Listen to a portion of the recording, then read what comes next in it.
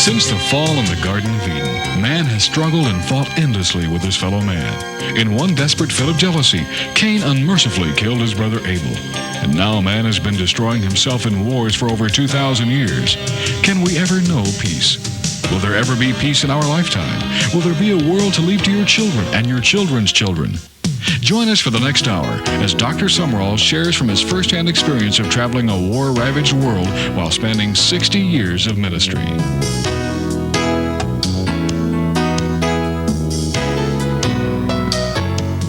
This is the story of a dream of life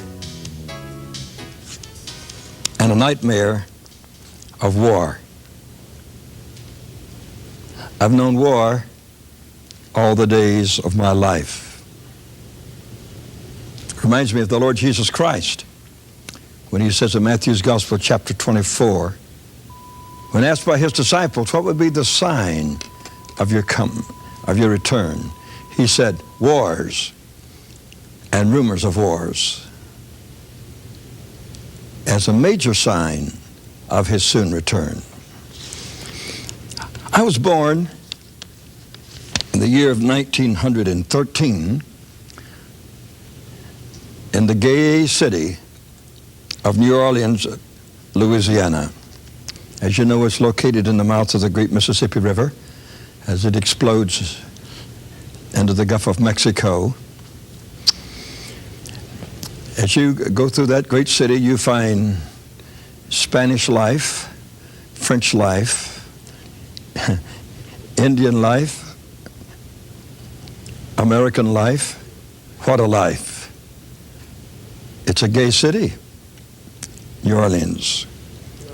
On a crisp February day, on a Saturday morning at 8 o'clock, I was born in that city. What I did not know the day I was born was that Kaiser Wilhelm of Germany was laying plans to rule Europe with a rod of authority and with a sword. When I was only 1 year old, war was declared in Europe. In 1914, Europe was at war.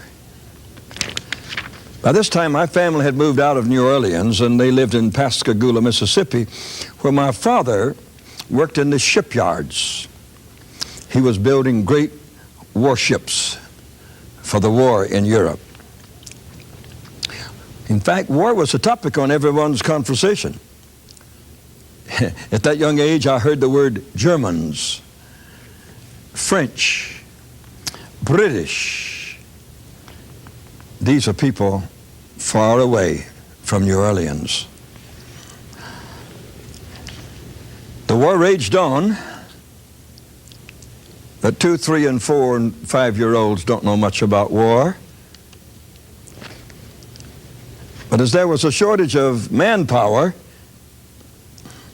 5 years later, the newspapers announced the armistice. They said that it was signed in a railway carriage in France, and that the war was over. I was at that time selling newspapers with the help of my father, our older brother, at the shipyard gate in Pascagoula, Mississippi. I screamed out, "Read all about it!" In my hand, I held the New Orleans States and Times, also held the New Orleans Item, and also the Times-Picayune. Only 5 cents. Get your copy right here. I sold out very quickly because across the screaming word was armistice. The next line, the war is over. Well, not really. The war has never been over. But I had a part in the end of the war. I sold the newspapers that declared it finished. Then after 6 or 7 years, I heard very faintly that there was a great organization called the League of Nations, and that they were located in a beautiful country called Switzerland. And that the nations had gotten together and they had declared there would be war no more. That was music upon the ears of the whole world. War no more. That the League of Nations would keep the peace on the face of this earth. They would demand peace, and they would sit at their long oak tables, sparkling and shiny, and say, no more war. Well, to a young man, that was very happy news, of course. Later, when I visited Switzerland and saw those great white buildings in Geneva, I looked at them and I said, well, I'm not so sure now, because I had just come from Germany a few days before, and Hitler was in power. But when I became, 8, 9, and 10-year-old and was getting to know more about the world that we live in, I remember being in the 3rd, 4th, 5th, 6th grade at school, and our world was no longer making warships. That is, that we knew about in our country. World War I was the war to end all wars, and my father was no longer building battleships. He was now working in a machine shop in what we call a roundhouse, and he was building locomotives. And he would boast and say, now this one will go to California in so many days, and this one will go to Chicago in so many hours. And I was getting lessons every day in transportation, not on the water with warships, but in a friendly world of moving human beings from one city to another. At that moment, we lived in Laurel, Mississippi. We'd moved away from the water now and lived in the interior. And I remember so very keenly that our teachers were Christian people, and on Mondays, just before noon, when there was 3 or 4 minutes to spare, our good teacher would close her book on the desk and look down at us and say, children, did all of you go to church yesterday? And we all yelled, yes, together, because everybody went to church. Then she'd lean over and say, Mary, what kind of church service did you have? And little Mary would speak up and say, our pastor is Dr. Jones, and he is so handsome to see. Says his sparkling black suit is so pretty to look at. And yesterday, Dr. Jones said, the great war is all over, and we will never have war again. He said that we had war because of the lack of education. So all of us must go to the university and get educated so there won't be any more war. The teacher said, oh, that is so great. Thank you so much. And I would be so honored if I could meet your pastor. I hope to do that someday. Then she would turn and say, Sam, did you go to church yesterday? Oh, yes, ma'am. Dr. Roy Smith is our pastor, and he is so smart. He has several degrees, like a DD and a PhD behind his name. And yesterday he told us that after this great world war that killed so many people, the people of the earth were now learning peace. And the teacher said, oh, isn't that great? He says, he also said the world is now getting better and better, and that soon the people will be so good that Jesus will be invited back to earth to be the ruler of us. Oh, the teacher says, isn't that wonderful? Let's all clap our hands in this class. And I would like to meet your pastor too. Then she turned and said, Margie, did you go to church yesterday? Oh, yes, ma'am, I certainly did. Our pastor is Dr. Harry Bright, and he is such a great man of God. He is so young and so attractive. I just love him. He even hugged me as we left the church yesterday. And he asked for new members to join the church. And so my father took me down to the altar, and the pastor baptized me by putting some drops of water on my head. Then he said, you are forever a child of God. Ooh, I was so excited. The teacher says, oh, that is just wonderful. Wonderful. The bell rung, and war had ceased for a time. This was such a tender age that I too thought there would be only peace now, forever. I did not know that our strugglings in this world that you and I live in was just beginning. Because a few more years passed by and the world began to change. About 1929 and 1930 was the beginning of the vast Great Depression time. The whole land and the whole world were suffering from an awful depression. And we said, isn't that amazing? In a land like ours, people without work and some even without food. In 1930, I was 17 years of age. I had contracted tuberculosis and was very, very sick. The Lord had compassion upon me, and He healed me, and I went out to preach in little country schoolhouses where they were very glad to have a preacher because they didn't have them so often out in the country, and especially in those days. But the depression was on. It was a terrible time because 1930 and 31 and 32, some people were so angry, they said that President Roosevelt could possibly be the Antichrist. Well, I didn't know much about that, of course, and so I had to leave that to somebody else. But by 1934, when I was facing 20 years of age, I left the United States of America, and I went first to New Zealand, and then to Australia, and then to Java, then Singapore, and then to Hong Kong. And when I arrived in Hong Kong, it was now 1935, and there was war in China. I said, it seems like war follows me everywhere I go. I'm a war child. And everywhere I go. Because in Hong Kong, they told me very quickly that Mao Zedong was bringing his vast armies that were trained in Russia, and they had Russian ammunition, Russian guns, and they were invading China from Mongolia, and were coming down to take the land. And then they also told me that vast Japanese armies, they were invading this great land of China.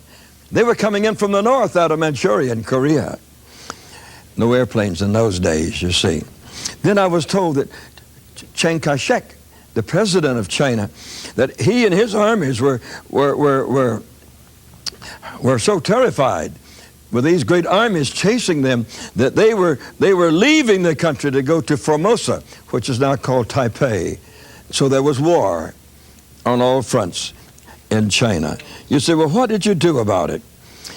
Well, Dr. Howard Carter and I thought we should go ahead and carry out our mission. So we first went to Tibet. We saw whole towns burned. We saw walls thrown down. We saw in some towns where every citizen had died because of war. Missionaries had been killed, and there was a lot of devastation. For a whole year, we went through China. We passed through all three armies that were fighting. With no harm in those days. Americans were respected in those days, and there was yet transportation. And so we went through three armies for a whole year, preaching in China and blessing so many people, but very conscious of war. In Manchuria, the Japanese were in full control. They would stand in our church service with their muskets, yeah, and on their shoulders, and with a military garb on, including their hats, and stare at us, you know, while we tried to have a gospel service. It was a little stronger when we got down into Korea, because this was now in December, and we were getting ready for 1936. And they, by the time I left the railway station and got to the house where I stayed, they were already there. How they knew where I was, I don't know, but they were very keen people for being detectives. And we went into Japan, and it was real strange. Every newspaper said America was a bad country, and I'm an American. They said America was a warmonger, and I'd never seen that. I'd seen a complacent America coming up out of a Great Depression. I hadn't seen that. And so I was a little discouraged, but down inside of me I said, no war no more? It looks like there's going to be war more. And because I had been over a year in war zones, and I was just a young man, 21 to 22 years of age. Completing our mission to the Orient, we went through Siberia and Russia. You have to go through Siberia and Russia to know what I'm talking about, really. You would. We took the Trans-Siberian Express, and for over 5,000 miles, we rode that train clear across Siberia and Russia and into Poland. We saw those camps in Siberia where humans lived in a substandard way. We saw pieces of old discarded carpet around their feet, wired on with baling wire, and it was 70 degrees below zero. Their faces were pinched and their eyes were... I said, war? There's war. And I hate war, but there it is. War. We passed through camp after camp. We unloaded some food for them to eat and picked up whatever they had built and made there in that camp and took it to that it might be sold. By the time we got into Moscow, the guard that we had to take us around town said, in the Red Square, blood ran over the soles of my shoes here. So that's the price of liberty. And I'd just seen Siberia the week before. I said, I don't think we want any of that. Where I come from, we don't want any of it. But I was very conscious that war was on its way. Went from there into Poland and they talked war again. But different this time. They said Germany is reborn and it's put on a militant attitude that's never been seen in the world. And the man's name is Adolf Hitler. Well, strange as it might seem, I got a visa, went on into Germany and preached all over it. And I saw the beginnings of World War II. I saw the planes in the sky, saw the giant transport planes with so many wheels on the ground, not just four, many wheels on a giant of a plane. We saw the marching in the streets. We saw the little children marching at attention in the streets. And I said, it looks to me that war trails me everywhere I go. And so throughout Europe and France, they were saying, we're afraid. Something is going to happen very soon, and we feel it will happen.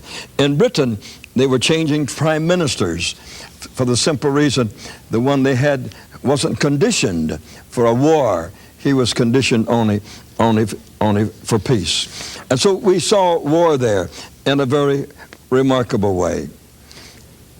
I stayed in Britain for a couple of years, preached all over Britain and all over Europe, and then suddenly one day a British policeman knocked on my door in London where I lived and said, you have to go home.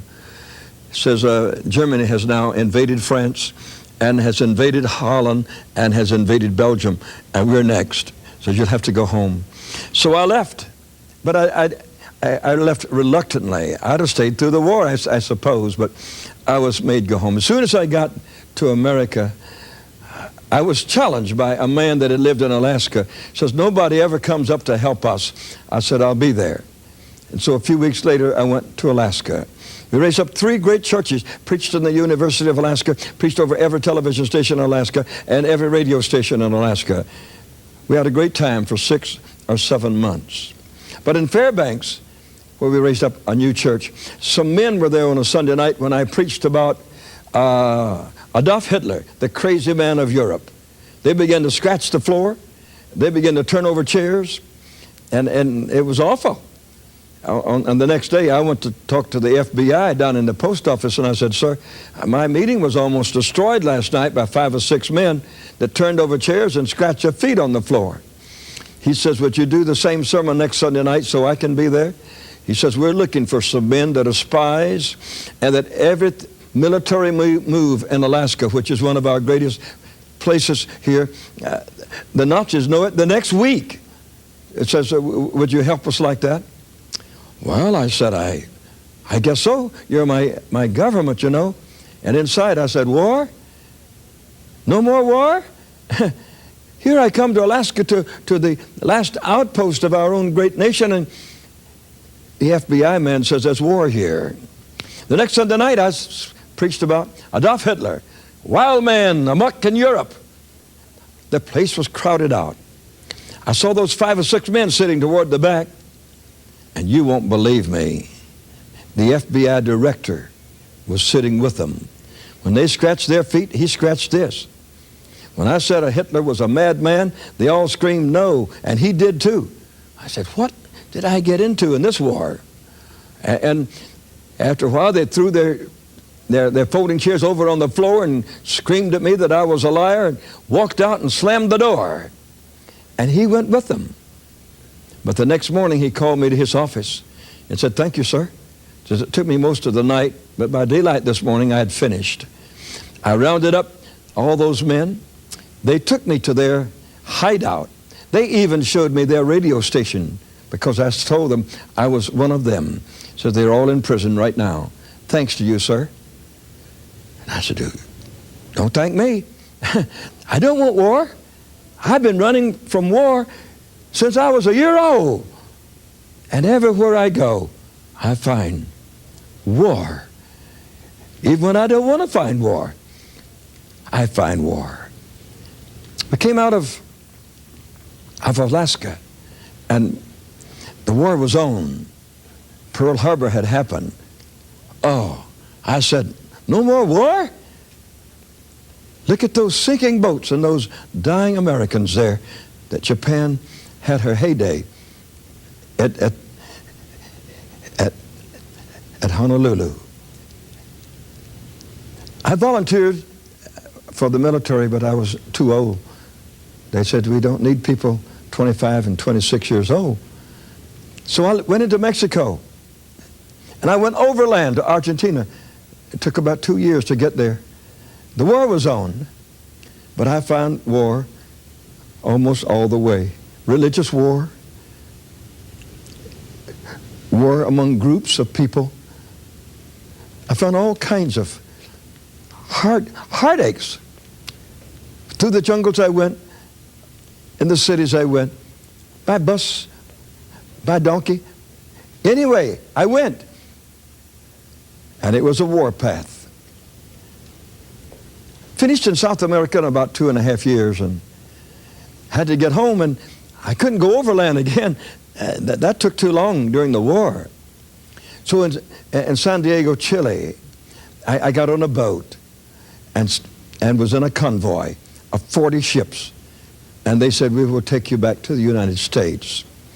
And so I was riding this boat with lots of other people, and there were helicopters on top and submarines out in front and all kinds of vessels around us. We were in a convoy, a military convoy.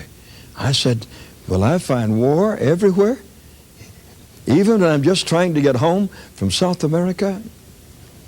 Our boat went through the Panama Canal, and I noticed the congenial talking young man who was a purser on that ship grab a beautiful German camera, and he took hundreds of pictures, almost every inch of the Panama Canal, especially the entrance and the exit of it. And I saw him I stood right by him while he did it. Then I saw where he put the film and where he put the camera. And I said, isn't that strange? Why would this foreigner take so many pictures of the Panama Canal? On the other side, we joined the convoy again. We went up into Cuba first. He took more pictures entering Havana. Then we left there and went over to Key West, Florida, dodging the submarines because they said the Nazis were everywhere, sending boats to the bottom of the ocean. And there my friend was, taking pictures. Oh, not a few. Looked like hundreds of them. Snap, snap, snap, snap. And all I did is look at him and smile, and he snapped pictures. When we arrived in New Orleans, the FBI came aboard, says, we'll talk to every person here before you can get off this ship. It came my time, and they said, have you seen anything unusual on this boat? And I said, well, I think I have, yeah. Says, the purser has a very expensive German camera. I've always wanted one, but it was so expensive. And I love cameras, and so I was watching him. In the Panama Canal, he must have taken 200 or 300 pictures, entering the canal, through the canal, the exit of the canal. And I said, he did the same going into Havana, and he did the same going into Key West, and he did the same coming into New Orleans. So if you want to find the camera, you don't have to ask him. Look on the right side of his desk in the top drawer, and you will see it. And that's where he has the films also. They said, thank you, sir. we'll be up to see you in a couple of weeks. My mother lived in Baton Rouge at that time.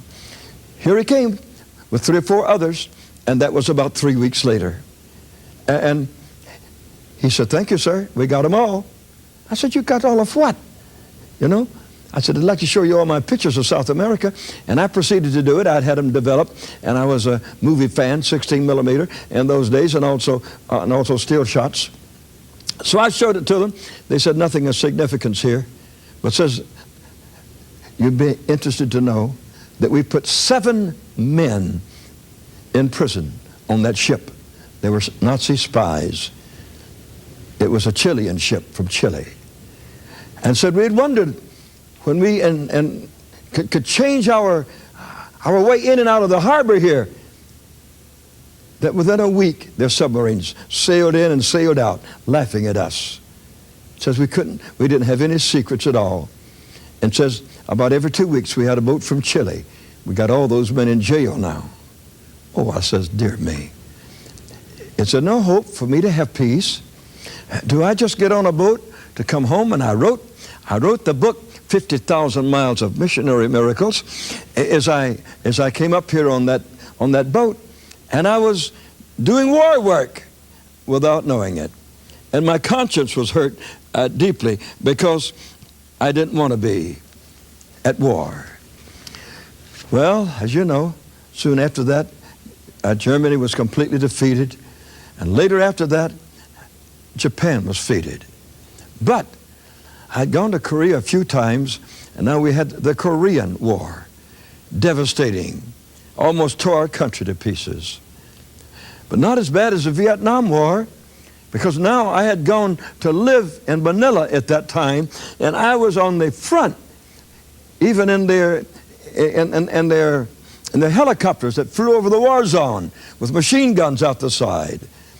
I was there 3 times, talking to the civilians there, the Vietnamese, and to our own servicemen many times, especially the airmen, and I was at war again. And I said, I wish that somewhere we would find peace. And then the United Nations was born in San Francisco. And again, they told the world that there will be war no more. No more war. And I said, isn't that something?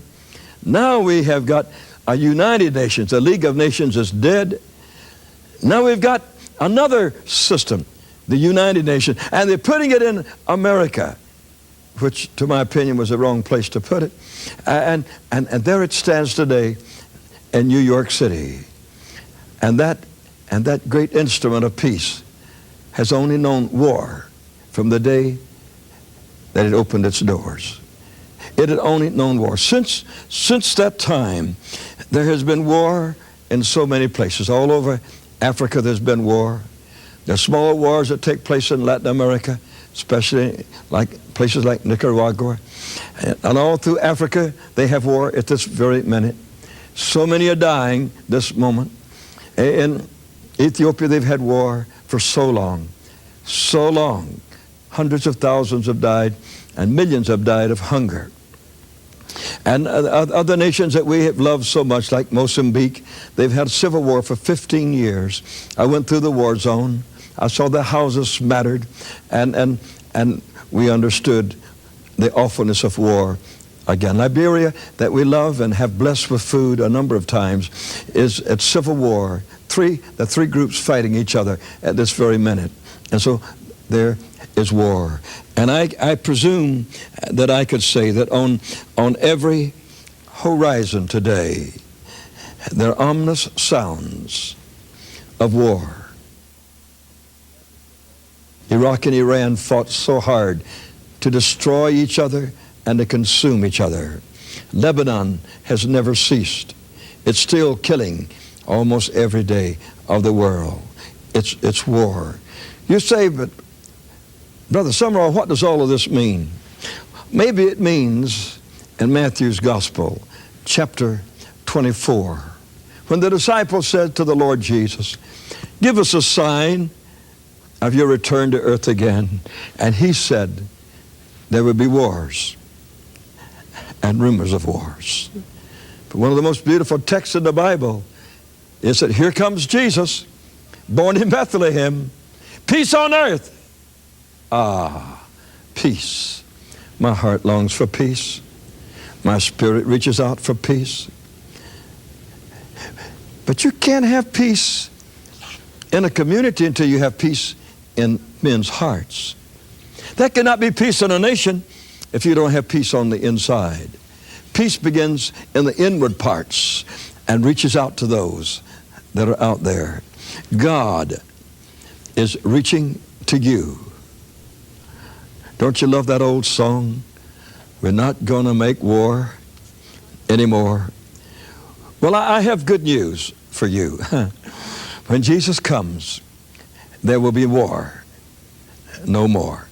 There will be peace in the valley and on the mountaintop and on the seas. In the air, there will be peace. But we must first have peace inside of you.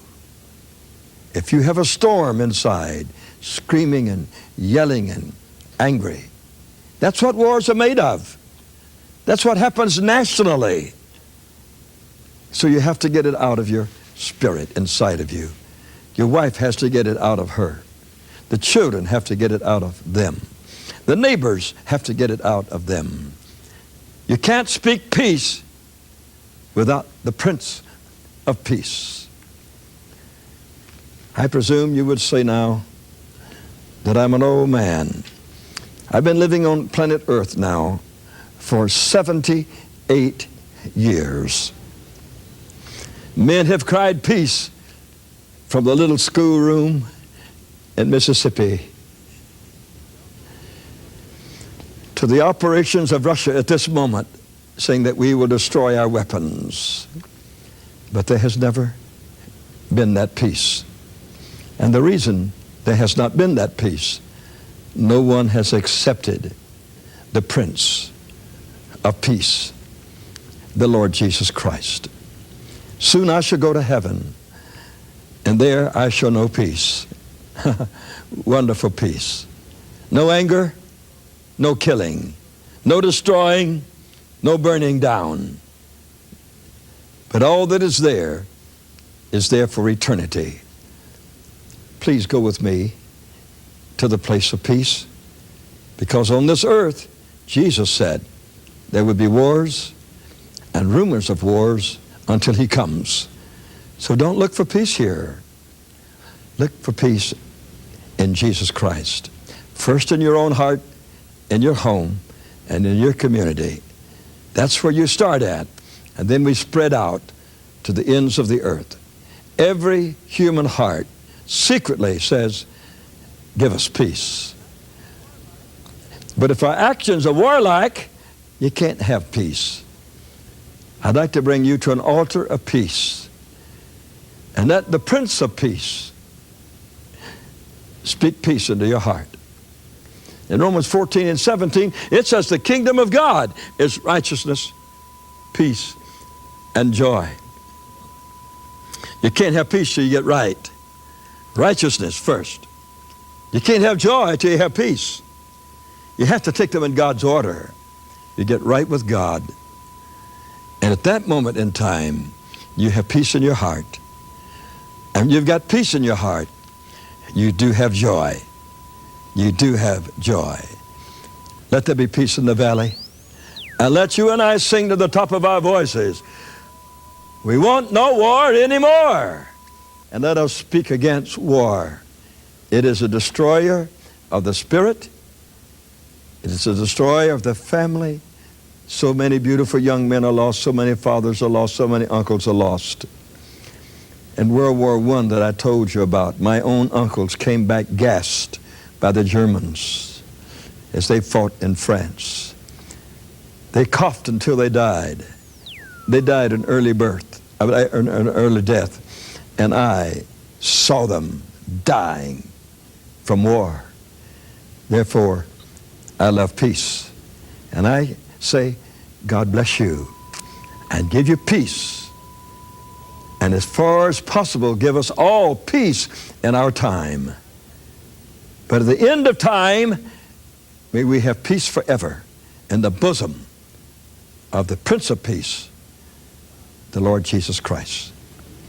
Thank you for a dream of life and a holy coast of war and death.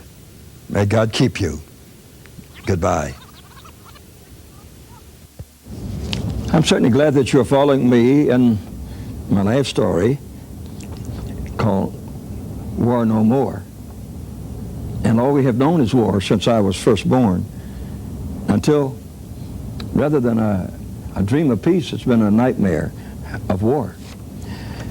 Now, I'm certain that you wish to understand more about the future. We brought you up to date with this.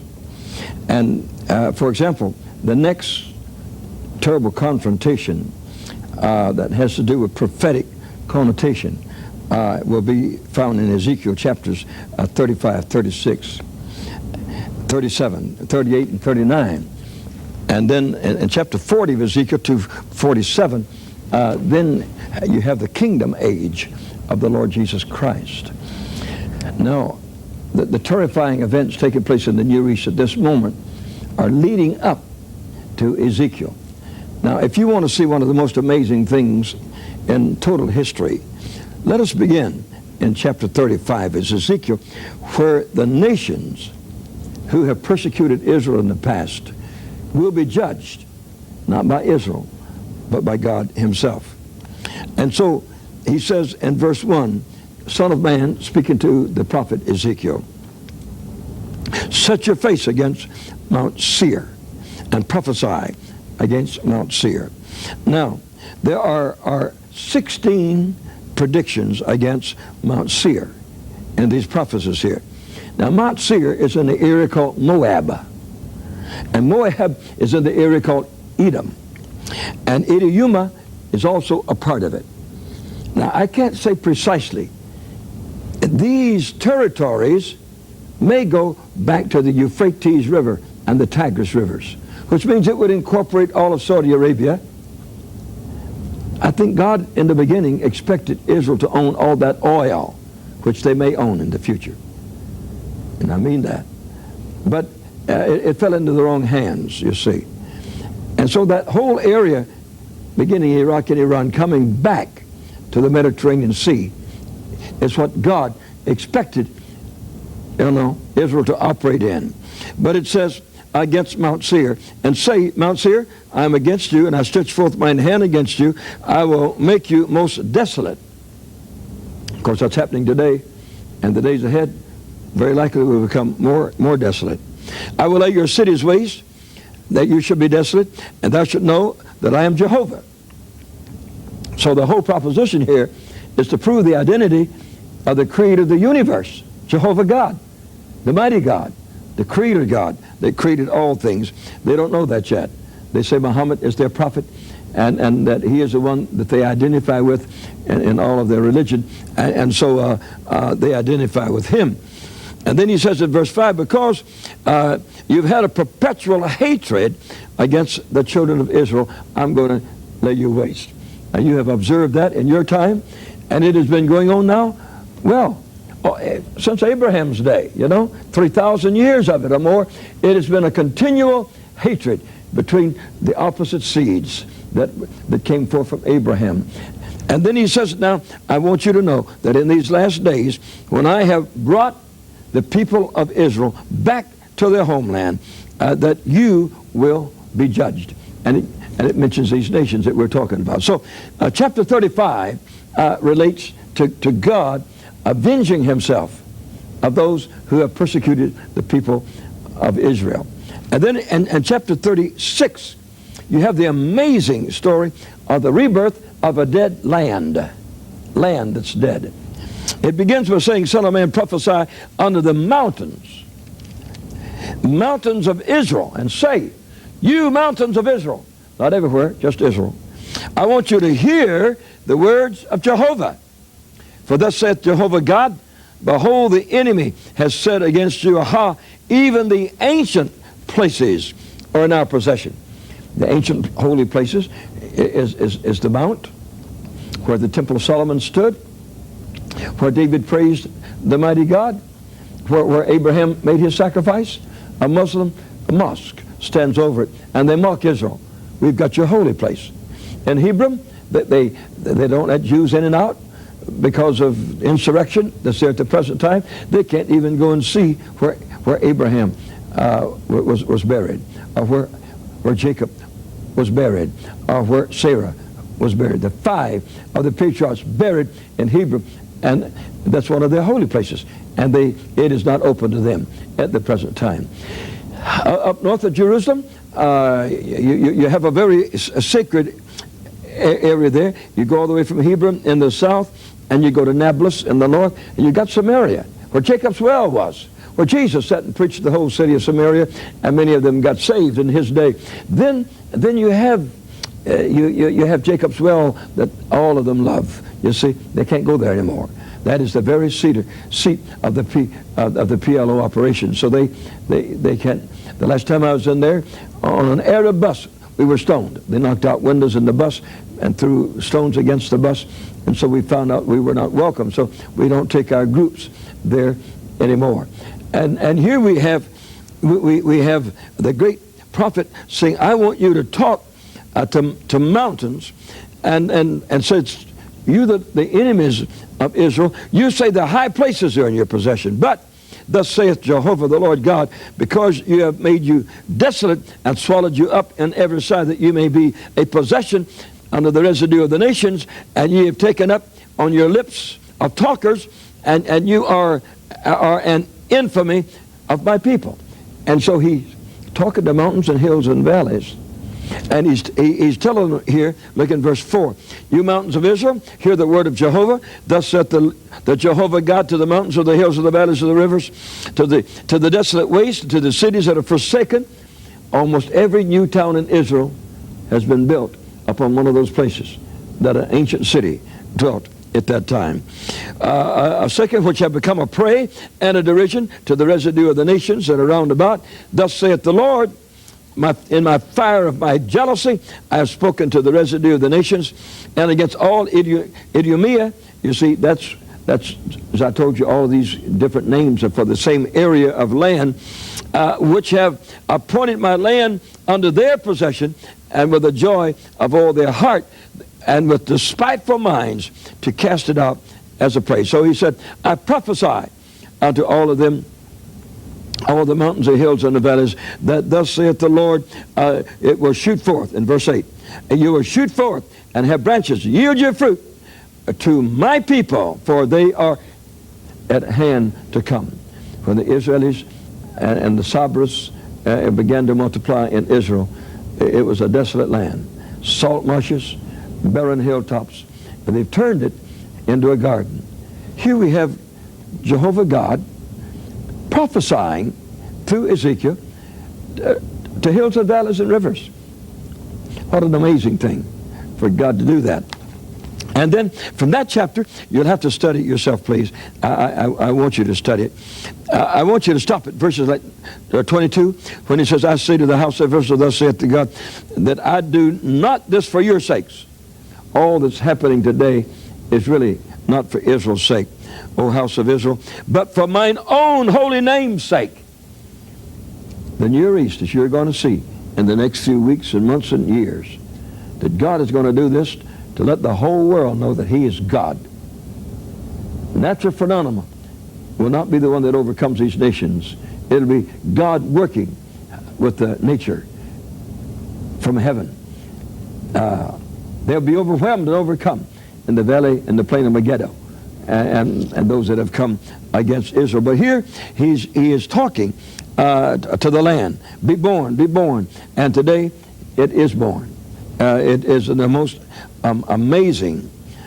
Look in verse 30. It says, I will multiply fruit on your trees and increase your field, that ye shall receive no more reproach of famine among the nations. And we could tell you so much about how Israel supplies fruit, flowers, and all kinds of vegetables and things to Europe, not only the nations in the Near East, but into Europe today to supply their needs, and it comes out of Israel. How beautiful How beautiful it is to see that God has blessed the land. Then, if you begin in the next chapter, which is chapter 37, it says, the hand of the Lord God was upon me, and he carried me into the spirit of the Lord and set me down in the midst of a valley which was full of dry bones. And in chapter 37, you have the rebirth of a people. You had a rebirth of the land. Now you've got a rebirth of the people. And it's the most amazing thing in the world. Really it is. And he passed by, and behold, there were many dry bones in the open valley, and they were very dry. That's verse 2. And then he said, Son of man, can these bones live? And he was a humble preacher. He said, Lord, you know. You know, he didn't be a smiling, oh, yeah, oh, sure. No, he says, you know. God does know. And it's so nice to be a little humble about that whole situation. And look what he says here. And he says, you know. And then verse 4 he said to me, prophesy to these bones and say, you dry bones, hear the word of Jehovah. Thus saith the Lord Jehovah unto you bones, I will cause breath to enter into you, and you shall live. I'll lay sinews upon you, and bring up flesh upon you, and cover you with skin, and put breath in you, and you shall live, and you shall know. Over 20 times in these chapters here, it says that you shall know I am God.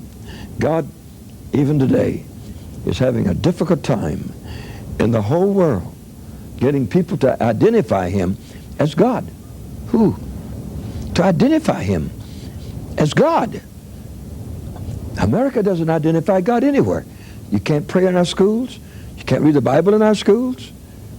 The country takes part of our Constitution, weaves it around to put God out of everything. You can't even put a religious artifact of any kind in any public place, even though it might be Christmas time or Easter time. We have a nation that has forgotten God. And he says, all these things shall come to pass, that you will know I am God, you see. And that to me is a very remarkable situation. And you say, who are those dry bones? Now, in verse 11, he says, Son of man, these bones are the whole house of Israel. They say, our bones are dry. They've been in other countries 2,000 years, driven from country to country. I was just reading yesterday the story of the Spanish Inquisition when they killed the Jews, when they chased them out of their country, taking all their riches away from them, and how Spain has never been a mistress of the world since that time. You don't come against God's people and prosper. It just don't work that way. It just don't work that way. But you're saying our bones are dry. Been dry for 2,000 years. Our hope is lost. No. You're cut off from your parts, the Holy Land. They live all over the face of the earth. But he said, prophesy. It said, thus saith the Lord, O my people, I'll open up your graves from all over the world. I'll open up my graves. I'll cause you to come up out of your graves, and I'll bring you to your own land of Israel. You ought to read that chapter. It is simply amazing how they come home. And in this lesson, we can't take you very much further than that in that chapter. But if you turn the next page to chapter 38, you find there that after she's back in her land and full of prosperity, it says, Son of man, set your face against Gog, the land of Magog. And here you have Russia coming into the picture at this time, with Siberia and Russia together. The chief prince of Meshech, or Moscow, and Tubal, Siberia, with Tobolsk, and prophesy against them and say, thus saith the Lord Jehovah, I'm against you, O Meshech and O Tubal, and I will turn you back when you come as a great company, and you will come along. Look at verse 6. You will come with Persia. That's Iran and Iraq, and with Ethiopia That's in Africa, and Libya, which is in Africa, and then look at the top of the page, if you have a Bible like mine, and Gomer, which is Germany, with all the bands that are round about them up there, and to Garmouth, Turkey, and north of Turkey, and the north quarters, and all his bands, many people. And after, verse 8, and after many days you shall be visited in the latter years, that thou shalt come into the land that is brought back from the sword. Verse 8 tells you of the people that have been brought back from the sword. That's the people. That's the people that's there right now. And so you find how Russia, with the Arabs, come against. You ought to study that 38th chapter very, very careful. It says Egypt will come also along with them. And it says in chapter 39, Son of man, prophesy unto God, you chief prince of Meshach and Tubal. He says, I'm going to turn you back, and you shall fall in the open field. I have spoken it, saith the Lord God. I will send a fire upon you that dwell carelessly, and you shall know I am Jehovah, and I will make my holy name known in the midst of his people. And there he says in verse 23, the nations shall know that the house of Israel went into captivity because of their iniquity. They were scattered all over the face of the earth because of their trespasses against God. And I hid my face from them and gave them unto their enemies, and they fell by the sword. But he says he's going to bring them back into their own land. In verse 27, when I brought them again from the people and gathered them from all of their enemies and their lands, and have sanctified in them in the sight of many people. And that is the next thing that's going to take place prophetically. So you want to follow it very carefully. I'm still living, beginning in 1913, and I've taken you through 78 years of living. I have studied prophecy for 60 years.